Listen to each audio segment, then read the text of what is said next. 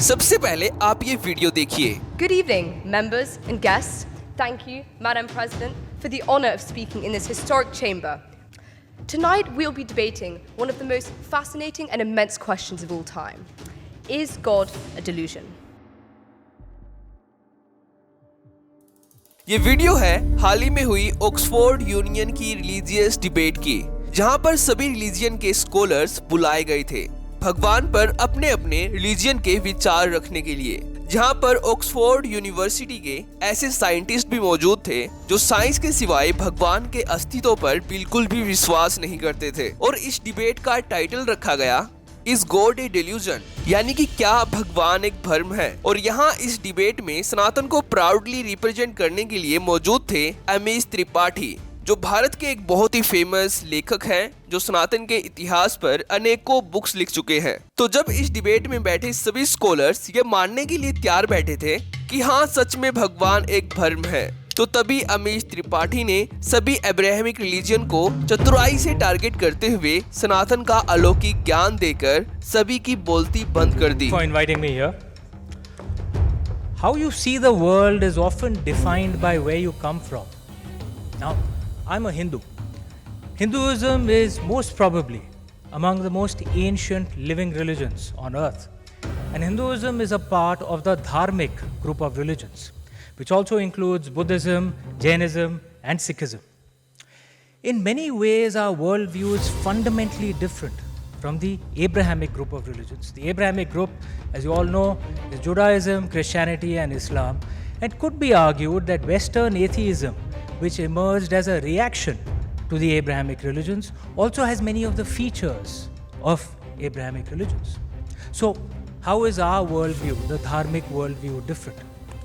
ये कुछ वैसा ही प्रतीत हो रहा था कि जैसे भारत के महान गुरु स्वामी विवेकानंद ने सन 1893 की world's parliament of religion Chicago में सनातन पर अपना भाषण देकर सबको मंत्र मुग्ध कर दिया था। और अमीश त्रिपाठी ने सभी को ये गहराई से समझाया कि दुनिया में ऐसे बहुत सारे फेमस साइंटिस्ट भी हुए हैं जो सनातन के माध्यम से भगवान पर पूरा विश्वास करते हैं। और यहाँ पर इस बात को पूरी तरह से सच साबित करने के लिए अमीश त्रिपाठी ने एग्जाम्पल दिया most famous astronomer and planetary scientist Carl Sagan और इसरो के साइंटिस्ट का, जैसे कि आप इस वीडियो में देखिए। Which is why you'll find that it's very, very common in India to be religious and scientific at the same time.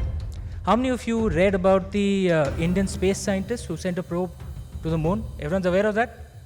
Yeah, we sent a probe to the moon. The cost of that project was cheaper than a Hollywood movie on that project, right?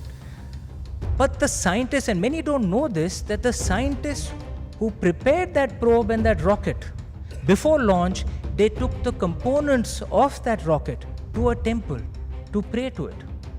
They saw no contradiction in it. Basically इस video में Amish Tripathi Oxford union की इस debate में बैठे सभी religion scholars और scientist को ये बता रहे हैं कि भारत में धर्म और साइंस का एक साथ दिखना बहुत ही कॉमन है। और ये इस डिबेट में बैठे स्कॉलर्स से पूछने लगते हैं कि आप में से कितनों ने इसरो के साइंटिस्ट के बारे में सुना है, जिन्होंने रिसेंटली चांद पर सफलतापूर्वक अपना प्रोब भेजा है, जिसकी कॉस्ट एक हॉलीवुड मूवी से भी काफी ज्यादा सस्ती थी। लेकिन वेस्ट के ज्यादातर साइंटिस्ट और ज्यादातर स्कॉलर्स ये जानते ही नहीं है कि जिन भारत के ग्रेट साइंटिस्ट ने चांद पर उतरने वाला इतना सस्ता ये प्रोब और रॉकेट बनाया था, वे सभी इसके लॉन्च से पहले इस रॉकेट के कंपोनेंट्स को एक हिंदू मंदिर में प्रार्थना करने के लिए लेके गए थे, ताकि भगवान से साइंटिस्ट ये प्रार्थना कर सके कि उनका ये लॉन्च सफल हो सके। लेकिन केवल इतना ही नहीं, ये तो बस एक ट्रेलर था। कहानी में मजा तो तब आया जब अमीश ने बिना किसी हेट स्पीच के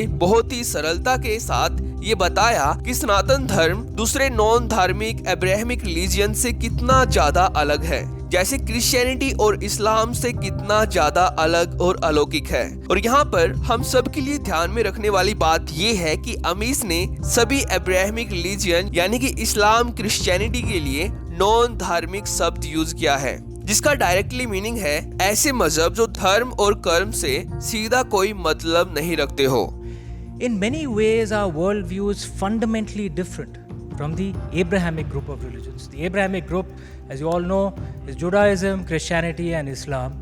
And could be argued that Western atheism, which emerged as a reaction to the Abrahamic religions, also has many of the features of Abrahamic religions. So, how is our worldview, the dharmic worldview, different? One of the key things is we don't see the world in binaries, good, evil, black, white. We don't see the world that way. We see it in shades of grey.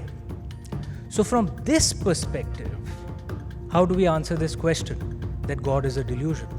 पर दोस्तों, इतनी सुनने के बाद भी Oxford union की इस debate में बैठे क्रिश्चियन और मुस्लिम कुछ नहीं बोल पाए। और जब हमने इस डिबेट के कमेंट सेक्शन चेक किया तो तब हम भी हैरान थे कि कैसे सनातन धर्म से कोई रिलेशन नहीं रखने वाले दुनिया भर के लोग अमीश त्रिपाठी के इस अलौकिक ज्ञान की बहुत ही ज्यादा प्रशंसा कर रहे थे। जैसे कि एक यूजर ने ऑक्सफोर्ड यूनियन की इस वीडियो के कमेंट सेक्शन में अमीश के बारे में लिखा कि अमीश त्रिपाठी की इस प्रतिभा को सल्यूट है। हिंदू धर्म और उसके दर्शन को इतनी कम बातचीत में और वो भी बहुत ही सरल तरीके से कोई और नहीं समझा सकता था। उनकी किताबें पढ़ने के बाद कोई भी आसानी से समझ सकता है कि उन्हें हिंदू दार्शनिक ग्रंथों की कितनी गहरी समझ है। यही बात उन्हें सो कॉल्ड उपन्यास लेखकों से अलग बनाती है। शास्त्रों और दार्शनिक ग्रंथों के बारे में उनका ज्ञान और समझ कई युवा भारतीयों को उनके लेखन को पढ़ने के लिए प्रेरित करती है। और एक ने लिखा कि अमीश के भाषण का अंतिम भाग सबसे अधिक उत्साहवर्धक है।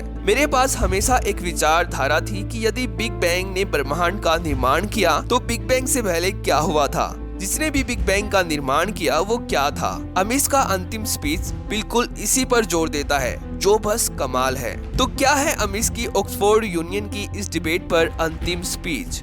तो दोस्तों, जब अमीश त्रिपाठी सनातन के माध्यम से ये बता रहे थे कि कैसे ये दुनिया एक माया हो सकती है लेकिन भगवान एक भ्रम नहीं हो सकते, तो इस पर इस डिबेट में बैठा एक लड़का प्रश्न करता है कि भले ही हम इस बात से सहमत हो कि ब्रह्मांड एक भ्रम है, लेकिन इसका कैसे पता लगाया जा सके कि भगवान एक भ्रम नहीं है या क्या भगवान का अस्तित्व है। तो इसके इस प्रश्न का अमीश ऋग्वेद में बताए गए नास्तीय सूक्त के माध्यम से उत्तर देते हैं और कहते हैं कि आपने ऋग्वेद में मौजूद नास्तीय सूक्त के बारे में सुना है। इसका संबंध ब्रह्मांड और ब्रह्मांड की उत्पत्ति से है। उसके कुछ आखिरी श्लोक में बताया गया है कि अभी वर्तमान में कौन ये पूरी तरह से ठीक बता सकता है कि कब और कैसे इस विविध प्रकार की सृष्टि की उत्पत्ति और रचना हुई, क्योंकि विद्वान लोग तो खुद सृष्टि रचना के बाद आए। अतः वर्तमान समय में कोई ये दावा करके ठीक वर्णन नहीं कर सकता है कि सृष्टि बनने से पूर्व क्या था और इसके बनने का कारण क्या था। सृष्टि रचना का स्रोत क्या है, कौन है इसका कर्ता धर्ता, सृष्टि का संचालक अवलोकन करता ऊपर कहीं स्वर्ग में बैठा है। हे विद्वानों, उसको जानो, तुम नहीं जान सकते तो कौन जान सकता है। और इसके बाद ऑक्सफोर्ड यूनियन में अमीश के इस ग्रेट स्पीच के पूरा होते ही तालियां बजने लगती है। नमस्ते once again. Is there time? I'll answer that point of view. Who had that? Yes, sir. Where are you? Sorry. Yeah, hi. Who would agree that the universe is an illusion, that we are realists, and that we are not fundamentally made up of the molecules that make us? That the West has an aversion to religion, and that God has a meaning, and that dharmics are the only people, an exclusive class of theists that believe in God and Oh no, dharmics don't believe in exclusivism at all. But carry on. Right? Have you read the Nasadiya hymn in the Rig Veda? Okay. Anyone who hasn't, there's a Nasadiya hymn in the Rig Veda. If I have time, if I can just explain that, it's a creation hymn. Okay, and you want to understand a really deep creation hymn, read Nasadiya, because it doesn't make any truth claims. It's make religion, because no one can know for sure. You have to have supreme arrogance to say, I know what the truth is. No one can know for sure. If there's no other point of order, I guess I'm done. Thank you.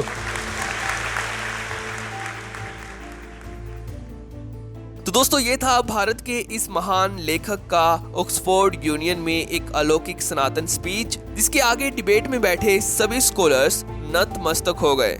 तो अगर आपको ये video important लगती है तो इस video को अपने रिलेटिव्स के साथ जरूर शेयर कर देना। और अगर आप ऑक्सफोर्ड यूनियन की ये स्पीच इंग्लिश में देखना चाहते हो तो इस वीडियो का लिंक आपको वीडियो के डिस्क्रिप्शन बॉक्स में मिल जाएगा। तो आज की इस वीडियो में इतना ही। तो थैंक्स फॉर वॉचिंग।